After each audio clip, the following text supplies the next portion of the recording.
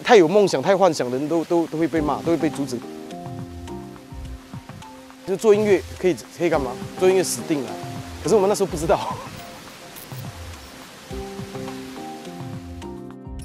我是从小是在马来西亚南方的一个小镇长大的，那个地方叫麻坡，那个地方是，跟台湾南部还蛮像。我们因为那边都是讲闽南话的。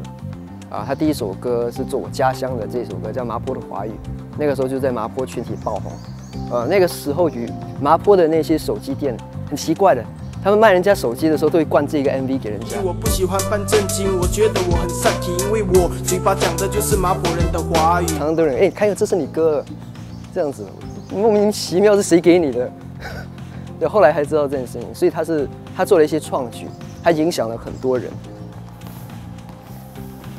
我高中3年是念美术，我美术课室就在那里，然后一边念，然后就出来打球，然后回去画画，打球画画，打球画画，打球画画，这是我每天的生活。他本身就是一个鬼才嘛，然后在中学的时候就很多喜欢搞一些奇奇怪怪，乱改校歌，乱改国歌。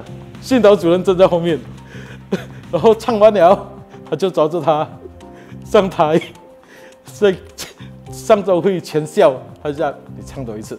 我认识他要整30年了，我们从14岁，差不多14岁，从中学开始，然后我们几乎每一年都同班。高3的时候，我们就有那个毕业晚会嘛，他就是导演。因为我从中学到现在，大学到毕业到今天，没有什么变，他就做回他自己了。我现在来找我的以前创办的吉他社的位置。耶！我没来过嘞，可以穿鞋进去吗？好像要脱鞋。要脱鞋的。我们叫民谣吉他社，是那时候我创立的，所以我们没有一个属于自己的课室。那后来我是毕业了很多年之后，他们才去就是申请了一间这样子，所以我是第一次走进来，我也很陌生。你看很多吉他放在这边，很感动，看的。要调半天的这个。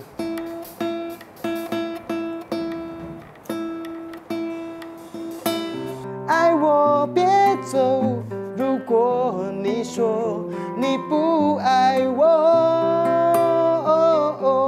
不要听见你真的说出口，再给我一点温柔。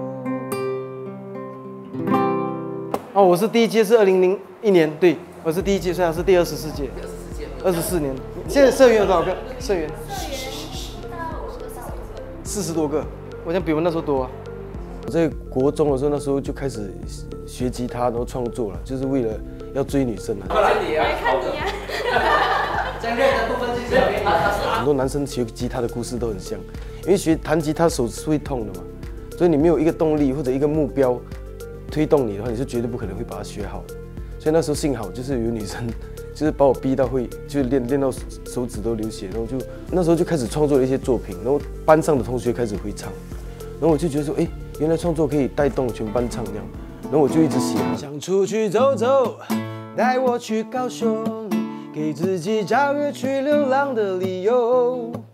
想出去走走，带2手啤酒，把手机关了走了，谁都找不到我。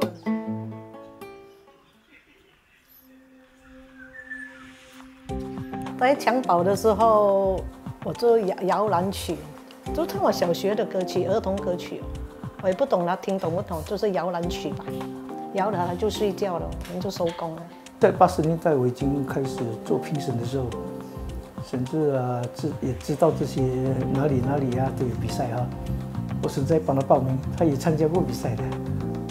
那么呢，他在中学的时候呢，我就开始教他一些基本的这个 key 给他，然后他就举一反三，他就超越我很厉害了。慢慢接触了一些比较这个领域的人，然后我就问他们说，我这些歌要怎么用，怎么办？他们说，你要怎么办吗？那你真的觉得你作品可以是好的话，那你下一站你应该去台湾。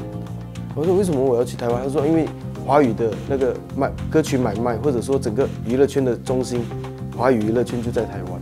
所以你要把歌卖出去，还是你要干嘛都好，你要发展你的音乐，你最好是台湾。所以那时候我也是，就中学要毕业了，我就想高中要毕业，我就想说，就来参考看台湾哪一间大学可以念。阳光下，你这很满脸的尘埃，追逐着巨大的梦，却没想过再可待。我只有500，就只有500。他都会去打工，然后有时候打工到蛮累的。他那时候最常做的一个工作是那个炸鸡排店，咸酥鸡店炸鸡排的。然后甚至我还记得说，我们课堂上有教授就是有简单揶揄了一下，说，黄明志怎么又没来？不是该来上课，怎么不见了？然后他后来讲一讲，就突然说，该不会在炸鸡排吧？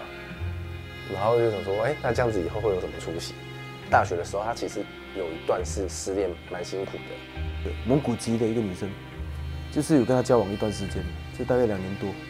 然后我就通常会工作到2、3点吧，就收摊的东西，洗完整间店。然后结果那天就很正常，我就在2、3点就回到家，然后就发现到怪怪的，好像这个家好像不对。然后我就打开抽屉，打开橱，就是他的东西全部都空掉了。然后后来联络不到，我就隔了2天，我就开始担心，我去报警，然后还去去他的大使馆。对，3年后他才主动跟我联络，这样子才知道说，原来那时候他离开前，应该说他认识我之前已经跟人家有婚约了，是他讲的。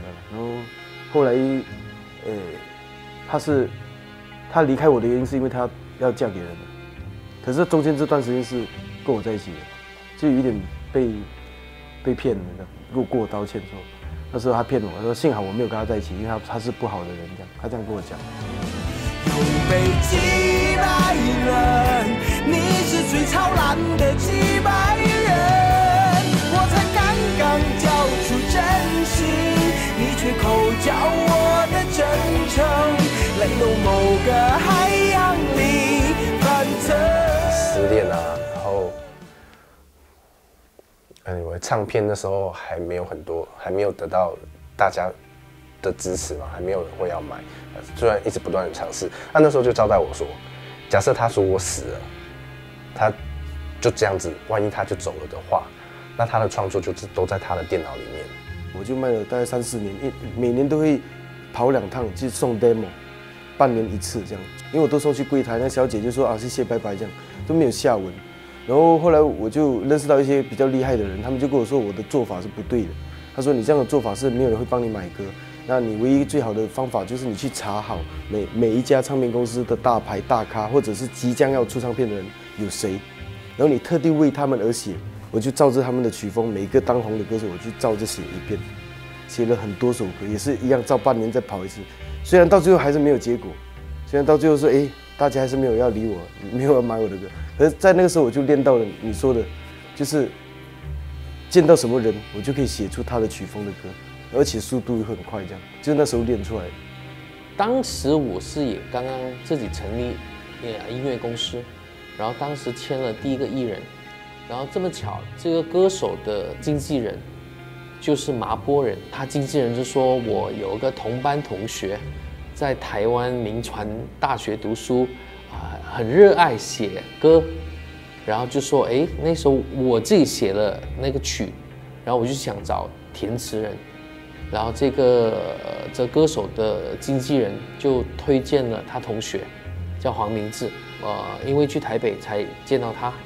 那时候他还在读书，然后就认识了他，然后觉得这个人也很安静，然后有点害羞，然后就认识了过后，我们回来马来西亚好几个月后，他就开始发表他第一个作品，叫做《麻波的华语》，好像是那时候是大家也不是很了解 YouTube 是什么的时候，他发了这个东西，然后就引起了一定的人的注意。下一个作品就是改编了马来西亚的国歌，然后因为那个作品一上传了就很轰动。不要怪政府只会照顾土族，不要怪我们没有受到公平照顾，这样才能证明我们华人不怕刺骨，这样才能训练我们历经寻找出路。我觉得原来音乐可以做更多的事情的。然后过后他就开始写了第2首歌、第3首歌，这样我就说你要不要发唱片哦？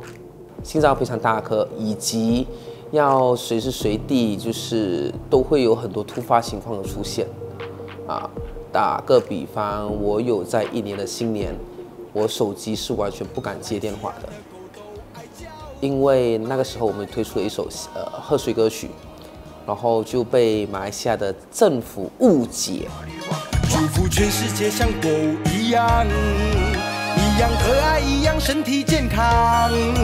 祝福全世界像狗一样，跟对人一辈子不用烦。他做了一些作品，都可能会让一些人可能是戳中他们的痛点，所以他们会非常的反感。但我们要把我们的初衷告诉大家，这是我们作为他的经纪人最主要的事情。我们是多元种族嘛，那他的定位，我觉得是他身为一个华人，可是他想要为华人讲话，同时也为他看到的其他种族的不公平的东西发言讲话，这样子就希望可以做出一些改变。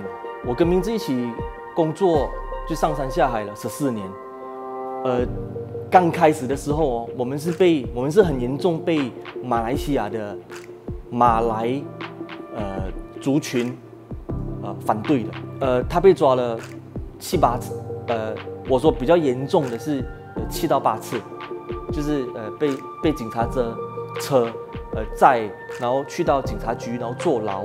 我们的车是对住那个警察局门口，就这样对住门口，然后我们是轮流去小便，轮流去买饭，然后轮流睡觉。不知道过了多少年，发生了多少次，创作被强权打压，我孤军对峙，那只是个人的表达方式，不认同的可以无视，谁无知又无耻，在无止境的阻止。我之前最大的挫折就是因为马来西亚的前朝政府，他们就是独裁嘛，因为他们是一党独大了60年，就是从独立开始就没有换过，所以我那时候无论做什么都会被针对。然后后来最严重的一次就是整部电影被禁了，然后就亏了大概几千万台币。然后后来我们就想到另外一个方式来救这部电影，就想说在网络上众筹。然后突然间我的前经纪人就收到电话说，你最好不要让这个事情顺利完成，因为这个电影是感觉有损国家形象、伤害人民感情的一部电影，在他们的角度。然后那时候我人在北京，我就很难过。然后我就叫他们，我开会完之后，我就叫他们把我放在一个地方，我说我想吹冷风，我想走一下。那是晚上在10点11点这样，然后我就一路走到半夜2点。这个4个小时，我走回饭店之后，我就写了一首歌叫《飘向北方》，那个是我那时候的心情。我站在天子脚下，被踩得喘不过气，走在前门大街跟人潮总会分歧。或许我根本不属于这里，早就该离去，才能给我致命的一击。请用力到这里是梦想的中心，但梦想的遥不可及。这里是圆梦的圣地，它却总是扑朔迷离。多少人敌不过残酷的现实，从此销声匿迹。多少人陷入了昏迷，剩下一具空壳尸体。这个是一个国家怎么讲？一个政治的玩法，他就很不幸的被这个政治的玩法牵在里面，做了一个很重要的棋。可是，在他现实生活中里面，他是有很多不一样种族的朋友，都很好的。他都是报喜不报忧，你打个电话给他，没事啊，有什么事啊，都没有什么事啊，大篇幅的报道，才懂事情哇这么严重，那时候是很担心啊，差不多去到哪一个神庙都跟他讲说保佑孩子不要有事啊，不要讲眼泪要掉下来。他透过 Facebook 来关心我最近的行踪，他透过朋友的口中知道我的官司大祸临头，在家里默默哀愁，着急着求神拜佛，却不敢打来问我，担心我忙碌又没空。理想认真打拼，面对前方的路歹行，花到风寒那会寒，就转来啊。老师，米比较贵啦，面粉便宜啦。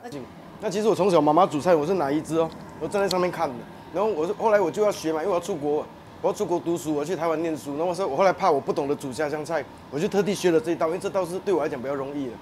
这个东西就是传说中的米粉粿。OK， 在吉隆坡呢就叫板面面给，在中国呢叫猫耳朵，然后在台湾呢叫面疙瘩。所以这个东西我学了，我想家的时候就在台湾的时候就自己煮来吃这样子。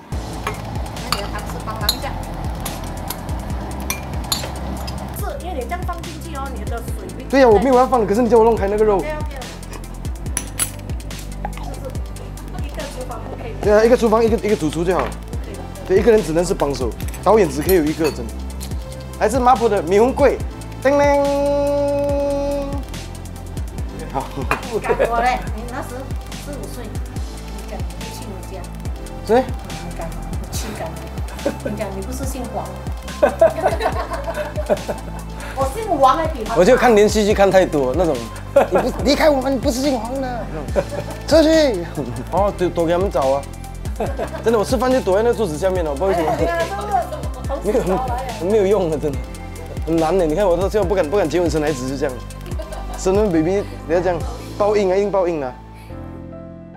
我在想哦，他这样风光，可是他有那些不为人知的东西，啊，那你们认为哇，可以大吃大喝啊，好不能，辣的东西他就不能吃，就连那个姜他都不能吃。好像我们有些熬一些糖水啊，会放一些姜，他吃了马上感觉到，他承受不住，痛，或者他吃了东西过后去呕吐。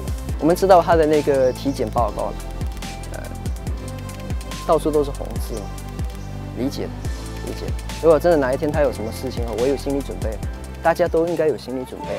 当我离开以后，离开你的温柔，虽然会有不舍，虽然有遗憾在心中，若干年后，或许还会有人提起我，聆听我诉说